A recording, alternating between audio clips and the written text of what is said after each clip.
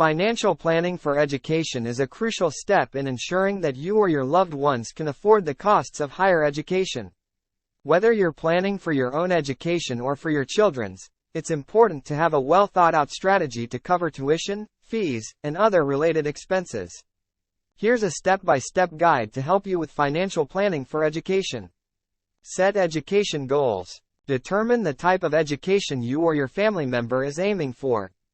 Estimate costs. Research and estimate the total costs of education, including tuition, fees, books, supplies, housing, transportation, and any other relevant expenses.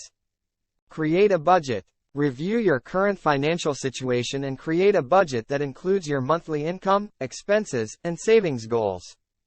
Automatic contributions. Set up automatic contributions to your chosen savings account or investment vehicle.